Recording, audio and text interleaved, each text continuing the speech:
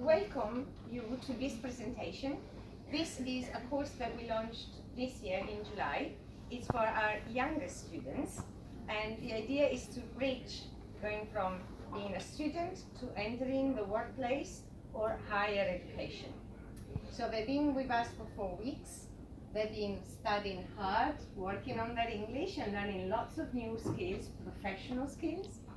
And they did a research project at International House, which today they're going to share with us. So thank you for coming. Good luck. Thank you. Hi, thanks for coming. I'm Gabriele, and these are my colleagues.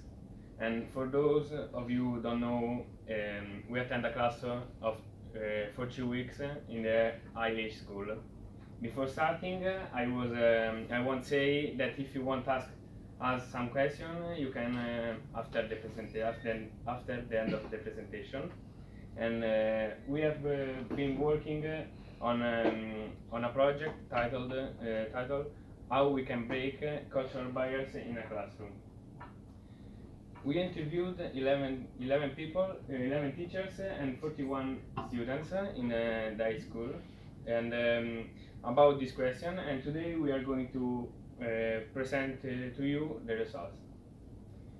First, Alessio talks about the religion as a cultural barrier, and second, Reina talks about the youth gestures in different countries, and then Alanur talks about the strategy used by teachers to break cultural barriers in the classroom, and finally, Rosario talks about students' interactive and suggestions. Okay, Alessio, you can start. Thank you so much, Gabriel. So, first of all, with our research, we wanted to the students to rate their own experience here in the IH of London, and we wanted them to rate this experience on a scale of from 1 to 5 in two different ways: the one of satisfaction and the one of comfort. And for example, to explain it more precisely, 1 is for very unsatisfied, highly unsatisfied, and then 5 is for high satisfied or high comfort. And for example, we can, as you can see from the graph, a lot of people, the majority of the students, of the respondents, told us that they feel so comfortable inside the classroom, and they feel also satisfied with their teachers' cultural awareness. And just a small minority in the graph of comfort told us that they are 2 students, and they told us that they feel not so comfortable inside the classroom, but it's just a small minority of the students. And then, moreover, with our research, we wanted also to discover if religion belief in different countries could affect the behavior of the students inside the classroom. And we have a lot of interesting data because, for example, the majority of the students told us that their religion belief does not affect their way of being part of a group, part of a class, but and they are 29 of the students, and 19, sorry. And there is another interesting data that is the most of the people, the majority of the people, of the respondents, told us that they don't have a religion, and so probably they don't care about this kind of cultural barrier, but probably they could be the first to adapt the best suggestion we had with these surveys, that is, be kind in the classroom, because the best suggestion was that we can break down this kind of cultural barrier with being polite and kind in the classroom, and also trying to understand each other's, and instead of isolating other people in the classroom. And then, talking about countries, another important question for us was do you tend to sit with people from your country or not? Because with the surveys, we noticed that a lot of people that share the same kind of language. For example, me and Gabriele, we are Italians. They tend to sit together or so close because it's easier to talk, not in English. And so the majority of the people, 79%, told us that they feel comfortable with people from other country because it's weird to talk in English with people from the same country. But and the small minority told us that it could be better to sit next to people from the same country, but there are advantages and disadvantages. That's the interesting data because a lot of people, or better, a small minority, tiny fraction of the respondents told us that sitting next to another student from the same country could be better in a difficult situation because, especially in a difficult situation, if you are close to another student from the same country, you can feel more confident. And so we can move on with another question later. Thank you, Alex. So I would like to tell you about the blue gestures and the level of student awareness of them. And next, I will tell you about the suggestions from some of the students from the survey. And first, we put examples of 4 rude typical gestures in questionnaires, and these are eye contact to elderly people, which is rude in Korea, and next is which is rude in Thailand, and the third one is this gesture, which means dislike, and rude in Japan, and this is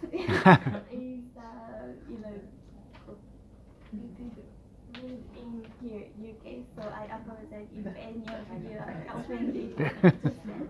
And the results were for two students know about the eye contact, and 70 students know about the patting on head, and 23 students recognize this is rude, and 6 students know about the brain sign. And according to the research, 3/4 of the students know about the body language at least once. And the interesting is about the brain sign, because this is rude in UK, but only 6 students know about this is rude. So I'm surprised about that. And the listeners asked that in case of the gestures, lack of knowledge can be with other classmates thinking it is rude. So it is thought that if foreign friends' behavior were being rude in your country, you shouldn't agree to them because they don't know about that. So you should tell in quiet way, and I think this is the key point to break down the culture barrier. And that's all I have to say about the gesture. So I will move on to the suggestions from students and how we can break down the culture barrier. And there were a wide of selections of suggestions. So I will talk about 5 of the better ones. And the first, being a bit more confident and very respectful with others. And the second, we can try to understand the different culture by talking to each other. And the third, by getting to know people's culture barriers by asking questions about the country that people come from. And the fourth, meet people, speak with other people, and try to understand other countries, perhaps by joining a social activity or outside of classroom. And finally, the last one is to speak positively with smile. And we must be open to other students by being friendly. And I found from the research the important things is we should have to communicate a lot, and we should try to understand their culture and try to accept, and even it is unfamiliar for us. Thank you for listening. And now I'm going to talk about the opinions of the teachers. First of all, we asked about their strategies to implement multicultural classes, and they talked about respect the other cultures, and also they talked about making a seating plan or provide the homogeneous atmosphere, and also for learning each other and I'm sorry about that. A little bit. Comparative exercise, opportunity to practice, and then we asked about having an experience about cultural barriers, and most of the answers were yes. And we also asked about what they did, and they talked about asking them to identify themselves with conversation diagrams, and also explaining the differences, etc. And finally, we asked them about adaptation, and every answer were the same. All teachers thinking that students and teachers have to adaptate their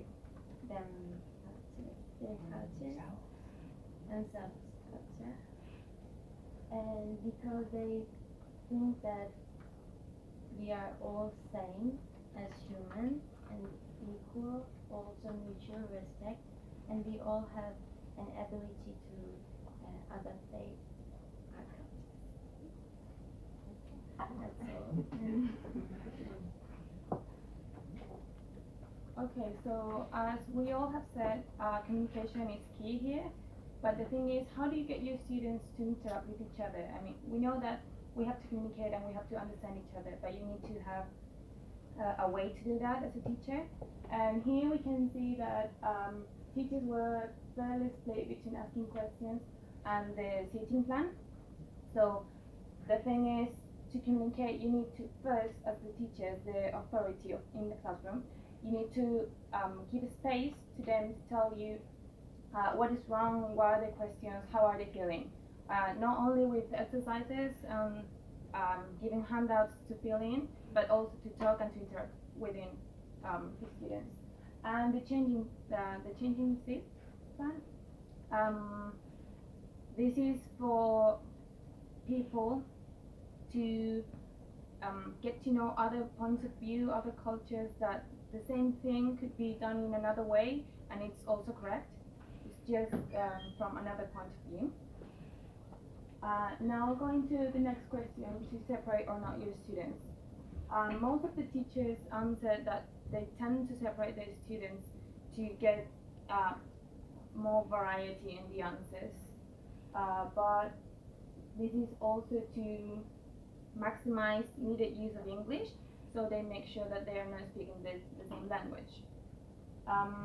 But also it's important that 36% of the teachers answered that they will let them see it as they want, because they believe that when you feel comfortable, you learn better, you are more confident, and you are open to give your point of view. And also that it doesn't mean that same background you'll have the same point of view, or because you come from the same country, you had the same experience that the other person. Finally, we asked them to give us suggestions, and every single teacher surveyed answered that communication is the key to do so. So we have a lot of people answering that communication is the key. We think that if we have communication, we have to first of all be respectful of other cultures. We have to understand that you're not going to be always right, that not only your point of view is right. Also, the appreciation of the cultural differences is very important. You need to know that being a teacher or a student, you need to respect, even if you don't share the same opinion, you need to respect that they are thinking in any other way.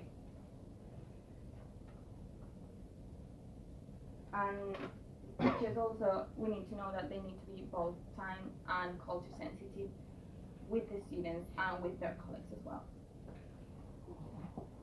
Okay. In conclusion, to summarize, the majority of the answers in the student survey say that the religion is not a cultural barrier, and also revealed that the religious gestures are similar in all the countries, but there are also some gestures that are that is used only for in a country like the two fingers is used only in the UK country. And the 79% of the students interviewed thought that it's better sit near a person of other country, and and it's good to break down the cultural barriers. In the teacher surveys, we have discovered that they use a lot of strategy to break the cultural barriers, and in the classroom, like asking some questions about the cultures of the students and about their habits. Thank you for listening us. If you have some question, you can ask now.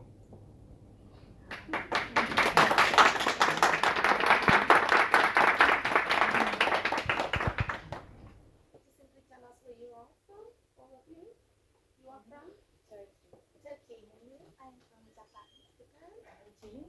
Chile? Italy? Italy.